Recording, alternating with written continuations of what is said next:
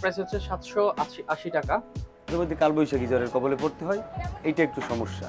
এক জোড়া স্যান্ডেল নিয়ে নিই। এটা হলো ইলেকট্রো হাইড্রোলিক ব্যবহার করতেছি। বিশেষ করে নদীতে বড় সমস্যা হলো বল গেট থাকে।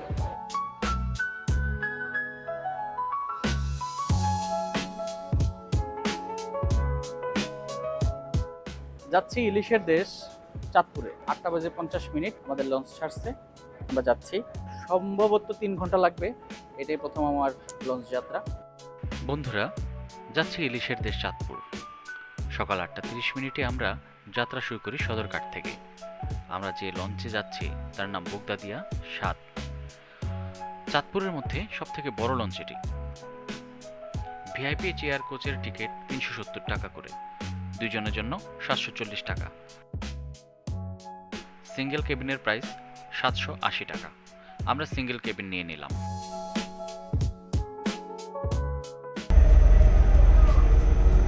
আমরা দোতলার কেবিনে পাইছি।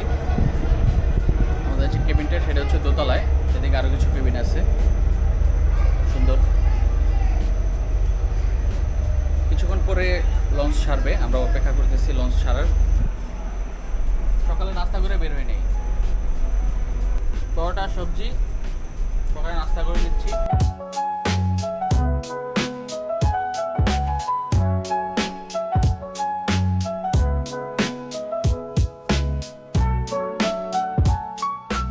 আমরা পোস্তাগোলা পার হয়ে আমরা মেইন নদীর দিকে যাচ্ছি।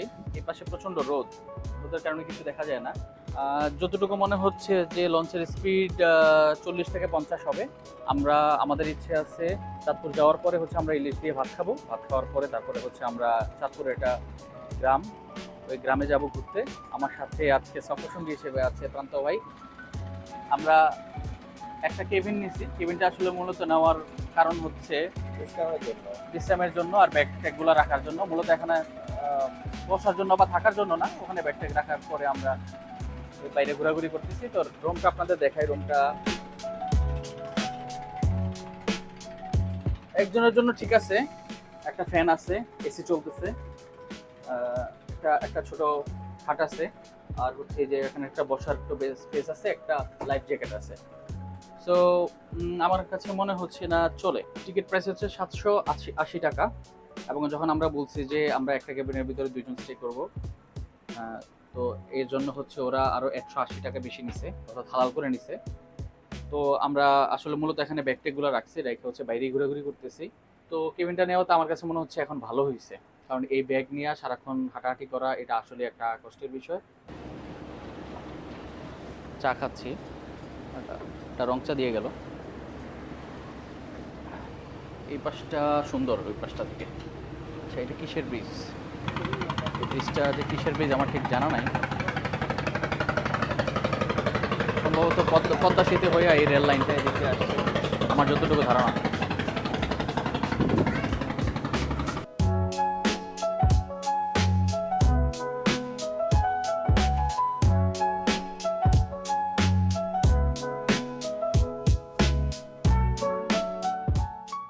এই মুহূর্তে আমরা আছি হচ্ছে মুন্সিগঞ্জ ঘাটে। মুন্সিগঞ্জ ঘাট থেকে আমরা আবার রওনা দিব চাঁদপুরের উদ্দেশ্যে।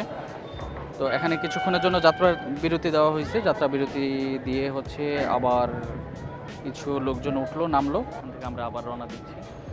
আমরা মেইন মোহনাতে অর্থাৎ মেইন নদীতে নামবো কিছুক্ষণের মধ্যে।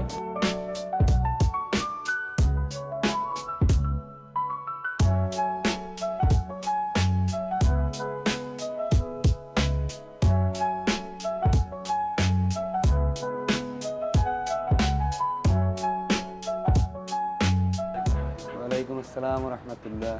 আমার নাম মোহাম্মদ জাহিদুল ইসলাম, 2য় শ্রেণীর মাস্টার। আমি এই বোগদাদিয়া কোম্পানিতেই চাকরি আমার। এই মেরিন জগতে 18 বছর যাবত এখানেই আছি। আমার বাড়ি জালকাঠি জেলা রাজাপুর থানা। আসলে প্রথম দিক থেকে এখানে ঢুকছি, তো এই জন্য এখানেই থাকা।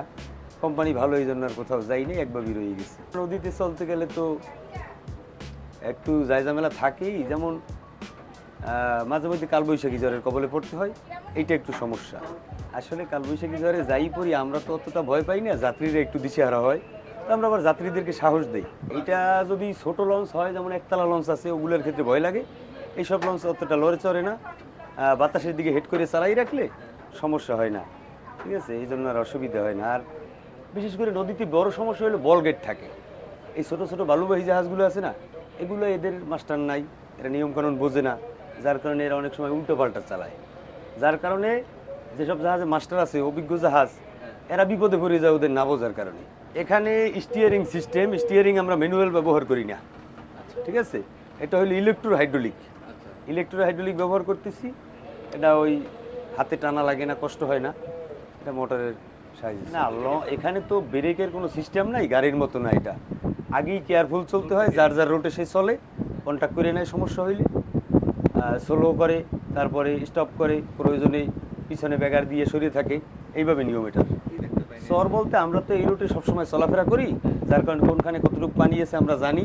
আর এখানে আমাদের ইকো সাউন্ডার আছে, এই যে এই যন্ত্রটা, ওই যে ওইটা, ওই ইকো সাউন্ডার, ওখানে পানির গভীরতা দেওয়া আছে, কোন জায়গায় কতটুকু পানি আছে এমনি দেখা যায়। আমাদের তো মুখস্থ হয়ে গেছে, এক রোডে চলি, যার কারণে আমাদের ওই চড়ার কাছে যাওয়ার কোনো ইয়ে নেই।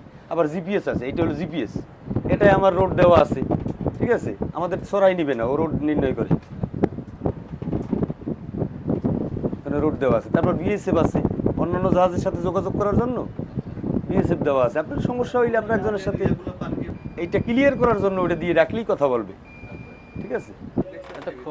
এতক্ষণ আমরা হচ্ছে জাহিদুল্লাহর সাথে কথা বলছিলাম, উনি তার অভিজ্ঞতা শেয়ার করলো। এইটা হচ্ছে জাইরো মেশিন, এটার মূলত কাজটা জানো কি? ও আচ্ছা, জাইরো কম্পাস। এটা হচ্ছে জিপিএস সিস্টেম আপনার লঞ্চের, এবং এদিকে দেখতে পাচ্ছেন এটাতে হচ্ছে আপনার পানির লেয়ার কতটুকু আছে, কতটুকু উপরে নিচে, এটা যাচাই করে। এটা একটা রেডিও, একটা জাহাজের সাথে আরেকটা জাহাজের সাথে যোগাযোগ করার মাধ্যম হচ্ছে এই ডিভাইসগুলো।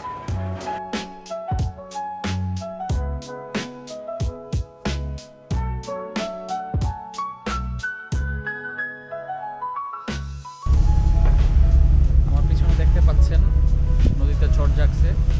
আমার ক্যামেরা স্ক্রিন ছোট বিদায়, যার কারণে আমি বুঝতে পারতেছি না যে আসলে কি দেখতে পাচ্ছেন আপনারা, কিন্তু পিছনে আমরা যা দেখতে পাচ্ছি চরটা ঠিক আমার পিছনের ওই পাশটাতে হচ্ছে চর দেখা যাচ্ছে। এখন একেবারে মেইন নদীতে আছি, মেঘনা নদী। চমৎকার সুন্দর একটা পরিবেশ। লঞ্চে এটা আমার প্রথম নদী যাত্রা।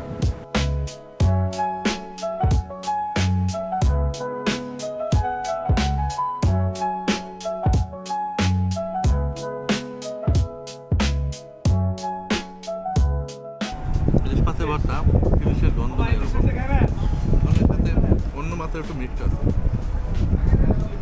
তো ইলিশের সিজন না হয়তো।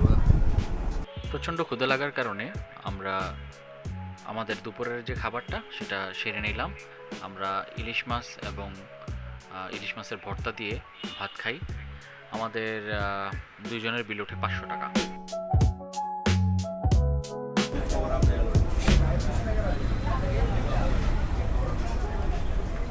আমরা মেঘনা হোটেল অ্যান্ড রেস্টুরেন্টে খাওয়া শেষ করলাম আমাদের দুপুরের খাবার।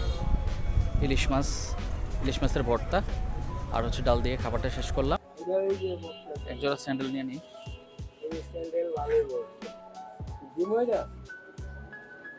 ভাইয়া এটা নিবো না এটা নিবো, কোনটা নিলে ভালো বলেন তো?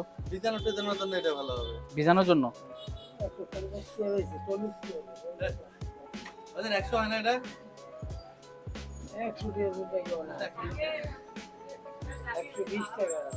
একজোড়া স্যান্ডেল নিয়ে নিলাম। আমরা এই মুহূর্তে আছি বড় স্টেশন, জুতা কেনা শেষ।